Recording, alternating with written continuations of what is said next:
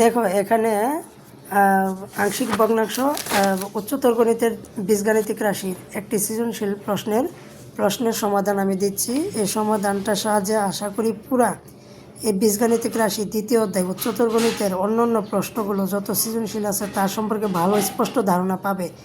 এবং এই ভিডিওটা ভালো করে যদি খেয়াল করো তাহলে এই প্রশ্নটা যদি ভালো করে বোঝো অন্যান্য প্রশ্ন তোমার বুঝতে খুব সহজ হবে।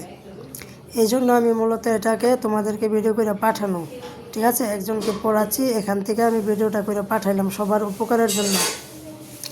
এখানে 6 নম্বর প্রশ্নে বলা আছে সিলেট বোর্ড 2024। দেখো সিলেট বোর্ড 2024 প্রশ্নটিতে কী দেওয়া আছে, পি অফ এক্স মানে পি এর একটি ফাংশন দেওয়া আছে, সেটা হচ্ছে X Q plus 4x square plus 6 minus 6 দেওয়া আছে একটা, একটা পি অফ এক্সের একটি ফাংশন দেওয়া আছে এবং কিউর একটি ফাংশন দেওয়া আছে।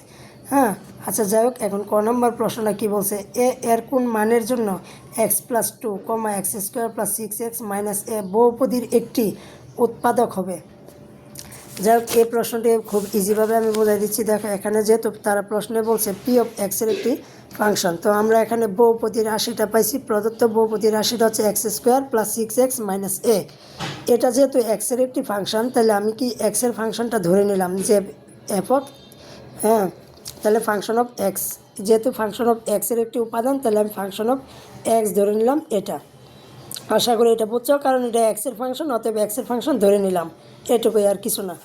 এবার এখানে আমরা দেখতে পাচ্ছি যে এক্স প্লাস 2 যদি ফাংশন অফ এক্সের একটি উৎপাদক হয় তবে কি হবে। এখানে প্রশ্নে কিন্তু বলা আছে যে এর কোন মানের জন্য, এখানে বলা আছে এর কোন মানের জন্য এক্স প্লাস 2, এখানে কিন্তু মানটা বলা আছে এক্স প্লাস 2 ফর্মেট ধরতে হবে।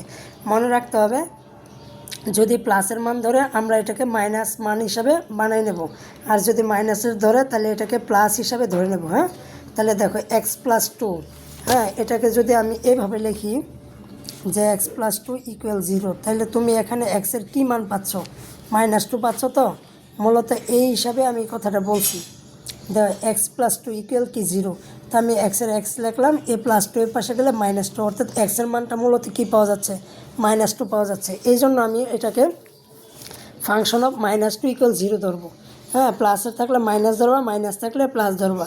এই দেখো ফাংশন অফ -2 ইকুয়াল 0 এটা ধরে নিবা। আর এই কথাটা লিখে নিবা যে এক্স প্লাস 2 যদি ফাংশন অফ এক্সের একটি উৎপাদক হয়, তাহলে ফাংশন অফ কি -2, যেহেতু আমরা -2 ইকুয়াল 0 বলছি, এখানে আমি দেখাইছি যে এক্স প্লাস 2 ইকুয়াল 0 ধরতে হবে, তাহলে এক্সের মানটা প্লাসের এই পাশে গিয়ে মাইনাসের হবে। এই জন্য আমি এটা লিখছি যে ফাংশন অফ এক্স, এক্সের জায়গায় কী দেবো আমি, -2, কারণ এক্সের মান কত পাইছি, -2 পাইছি। এই যেহেতু ভিতরে আমি ফাংশনের জায়গায় কী লিখছি, ভিতরে এক্স লিখছি, অতএব এই মুহূর্তে কী লিখবো, এক্সের জায়গায় কী লিখবো, -2 লিখবো। তাহলে এই যে পুরোটা ফাংশন আছে, এই পুরোটা জায়গায় তুমি -2 বসাইবা। এই দেখো -2 বসাইছি, এক্সের জায়গায় -2, তার উপরে কি স্কোয়ার, প্লাসের প্লাস, 6-এর 6, আর এক্সের জায়গায় কী বসাবো, -2, আর মাইনাসে এ মাইনাসে, আর এ পুরোটার আমি কী ধরছি, এটুকু সমান 0 ধরছি, অতএব কী হবে, এটুকু সমান কি 0, এই 0 থাকবে। তো মাইনাসের উপরে যদি স্কোয়ারটা যেহেতু জোর, তাহলে কি মাইনাসটা প্লাস হবে, যে কোনো মাইনাসের উপরে যদি পাওয়ার জোর থাকে তাহলে প্লাস হবে। তাহলে 2 দোকানে কত হলো 4, আর প্লাসে মাইনাসে মাইনাস, 6 দোকানে কত 12। খেয়াল করো মিলেই, তুমি অত্যন্ত অমনোযোগী হয়ে পড়ছো। তাহলে কি -2 - -এ ইকুয়াল কি 0। তাহলে এখানে দেখো -12 থেকে প্লাসের যদি 4 বিয়োগ করি তাহলে -8 পাই, ইকুয়াল, আর মাইনাসে এখন মাইনাস এ রেখে দিলাম, আর -8 সাইড চেঞ্জ করব, তাহলে -8 ইকুয়াল এ সাইড চেঞ্জ হলে কী হবে, +8 হবে। পরে আমরা কি করব, এ রেখে দেবো, আর মাইনাসটা কি মানের সামনে চলে যাবে, অর্থাৎ এর মান কত পাইছি, -8 পাইছি, তাই না। তাহলে আমাদেরকে প্রশ্নে কিন্তু তাই বলছে, একটু খেয়াল করো, প্রশ্নে বলছে এর কোন মানের জন্য, অর্থাৎ এর মানটা বের করতে হবে। তো আমরা ইতিমধ্যে এর মানটা বের করতে পারছি, অর্থাৎ এর মান কত, তাহলে -8। আশা করি বুঝছি। এবার খ নম্বর প্রশ্নটা আরেকবার একটু দেখাই দিচ্ছি তোমাকে। বলছে কিউ ইকুয়াল 0, বলছে কি কিউ ইকুয়াল 0 হলে দেখাও যে X plus Y plus Z equal 0, অথবা এক্স ওয়াই সমান ওয়াই জেডের সমান। অর্থাৎ এখান থেকে বোঝা যাচ্ছে যে এক্স ওয়াই জেড প্রত্যেকটা সমান, আর এখানে একটা অপশন দেওয়া আছে, সেটা হচ্ছে X plus Y plus Z equal কি 0। তো এখন আমি খ নাম্বারটা একটু বোঝাচ্ছি। দেখো কিউর মানটা আমরা নিলাম, যেহেতু এখানে কিউ দিয়ে কাজ করতে হবে আমাদেরকে, তাহলে আমি কিউ ফাংশন যেটা দেওয়া আছে এটা নিলাম। ঠিক আছে।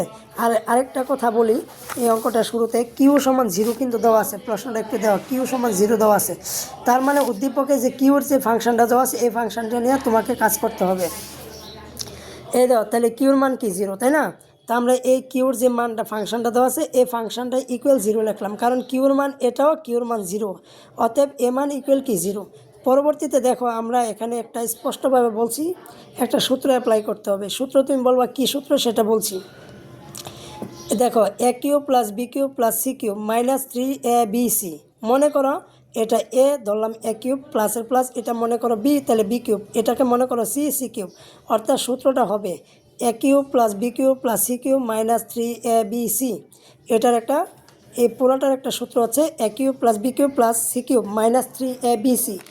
সূত্র যদি আমি লিখি তাহলে সূত্রটা হবে এটা, যা হাফ ইন্টু কি a plus b plus c into কি এ মাইনাস বি এর whole square plus b minus c এর whole square plus z minus কি সি মাইনাস এর হোল স্কোয়ার। আসলে অঙ্কটি মিলির হাতের লেখা, এই জন্য তোমাদের যদি একটু বুঝতে অসুবিধা হয় পরবর্তীতে আমাকে জানো। আশা করি স্পষ্ট হাতের লেখা আছে, আশা করি বুঝতে অসুবিধা হবে না। তো আমি আরেকবার সূত্রটা বলছি, দেখো তাহলে সূত্রটা হচ্ছে কি half into a plus b plus c, হ্যাঁ পুরোটা সূত্র half into a plus b plus c into কি এ মাইনাস বি এর whole square plus b minus c এর whole square plus c minus এর হোল স্কোয়ার। এই পুরোটা লাইনে কিন্তু একটা সূত্র, তাহলে এটুকু ইকুয়াল কি 0। এবার আমরা এই হাফটা এ পাশে গুণ আছে, তাই তো এ পাশে গুণ আছে, তো তুমি জানো যে গুণটাকে যদি এ পাশে নিয়ে যাওয়া হয় তাহলে এই গুণটা কী হয়ে যাবে ভাগ, ভাগ হলে কী হবে 0 হয়ে যাবে, তাহলে এইটুকু যা আছে তাই থাকবে, তাই না? আচ্ছা, এবার আমরা দেখো এটা একটা পার্ট, এটা একটা আলাদা পার্ট, ঠিক আছে। এই দেখো এটুকু একটা পার্ট আর এটুকু একটা পার্ট, আরেকবার বলছি এটুকু একটা পার্ট আর এইটুকু একটা আলাদা পার্ট। তাহলে আমরা কি লিখতে পারি উৎপাদকের ক্ষেত্রে এটা সমান কি লিখতে পারি 0, আবার এ পুরাটুকু সমান কি লিখতে পারি 0। এই দেখো এটা লেখা হলো এটুকু সমান 0 এবং কি এটুকু সমান আলাদা অথবা দিয়ে এটুকু সমান 0 লেখা হলো। আচ্ছা, এবার কি করতে পারি আমরা, তাহলে আমাদের কিন্তু একটা অপশন অলরেডি প্রমাণ হয়ে গেছে, তারা চাইছিল X plus Y plus Z equal কি 0 চাইছিল, আমরা এটা অলরেডি বের করতে পারছি। এবার দ্বিতীয় অপশনে দেখো এ পুরাটুকু সমান 0 দেওয়া আছে, আমি এ পুরাটুকু সমান 0 লিখলাম। এখন এ পুরাটুকু অংশের মধ্যে একটা বিষয়, সেটা হচ্ছে আমরা জানি বীজগণিতের একটি সূত্র দেওয়া আছে, যদি একাধিক রাশি বর্গের সাথে সমষ্টি আকারে থাকে, কি বলছি একাধিক রাশি বর্গের যোগফল হয়, একাধিক রাশির এটা একটা রাশি, এটা একটা রাশি, এটা একটা রাশি, এবং একাধিক রাশি যদি বর্গ আকারে থাকে এবং সেটা সমষ্টি আকারে থাকে মানে যোগ আকারে থাকে, তাহলে এই পুরাটার প্রত্যেকটাকে আলাদা আলাদা 0 ধরতে হবে। এটা একটা বীজগণিতের সূত্র আছে। তা আরেকবার বলছি, বিষয়টা হচ্ছে যদি একাধিক রাশি বর্গ আকারে থাকে এবং সেটা সমষ্টি আকারে বা যোগ আকারে থাকে, তাহলে এবং সেই যোগফলের সমষ্টি যদি সমান যদি 0 হয়, তাহলে আমরা প্রত্যেকটাকে কি আলাদা আলাদা 0 বলতে পারি। এই দেখো তাহলে এটুকু সমানকে আমি 0 বলবো, এটুকু সমানকে 0 বলবো, আবার এটুকু ইকুয়াল 0 বলবো, যেহেতু এটা বীজগণিতের সূত্র। এবার আমরা স্কোয়ারটা যেহেতু সাইড চেঞ্জ করলে রুট হয়ে যাবে, আর রুটকে কি আমরা 0-র উপরে রুট দিলে তো জানি যে 0 হয়, তাহলে কি থাকতেছে আমাদের এক্স মাইনাস ওয়াই ইকুয়াল 0 হচ্ছে। এবার এক্স রেখে দিলাম, মাইনাস ওয়াই এ পাশে নিয়ে গেলে প্লাসের ওয়াই হয়ে গেল। তো আচ্ছা, পরবর্তীতে দেখো ওয়াই মাইনাস জেড এর হোল স্কোয়ার ইকুয়াল 0, তো আমরা একইভাবে এই রুটটাকে স্কোয়ারটাকে সাইড চেঞ্জ করলে 0-র উপরে রুট করলে 0 হয়, এই জন্য আমরা এটা রুটটা ব্যবহার করলাম না, ওয়াই রেখে দিলাম, এটা মাইনাসের এপাশে গেলে প্লাসের। একইভাবে সেম এটাও করলাম, Z minus x equal 0, Z রেখে দিলাম, এক্স এপাশে সাইড চেঞ্জ করলে মাইনাসের ছিল প্লাসের হয়ে যাবে। তো তোমরা দেখো এখানে এক্স ওয়াই সমান হলো, ওয়াই জেডের সমান হলো, জেড আবার এক্সের সমান হলো।